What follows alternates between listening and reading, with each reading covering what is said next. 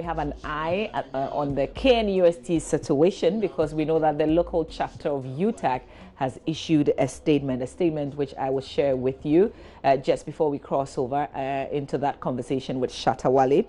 The Executive Committee of the University Teachers Association of Ghana, UTAG, KNUST branch, is surprised and indeed disturbed by the dissolution of the university's governing council by government in disregard to the acts and statutes governing the university. It is obvious that the action by government is as a result of the current impasse on campus. UTAG is of the view that there are enough provisions and mechanisms enshrined in the acts and statutes for the resolution of such issues. We do not believe that the action taken by government is the best way to resolve the issue, as it frowns on the autonomy of the university and smacks of political interference. UTAG KNUST therefore wishes to state emphatically that it does not accept this interim arrangement by government and insists on government allowing the acts and statutes of the university to work. Should government insist on going forward with its interim arrangement, UTAG will have no option other than to advise itself with immediate effect. And this release signed by Professor Eric K. Fokwo,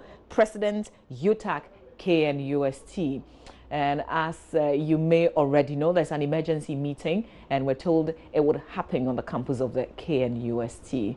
So more things to come in this particular development story, and as and when we do have any more update, we will certainly share with you. In a bit, we're going to cross over to the Super Morning Show, Joy FM, and we want to listen to the man who has a whole movement. Shatawale is on the Super Morning Show. We'll come back with more. Stay with us.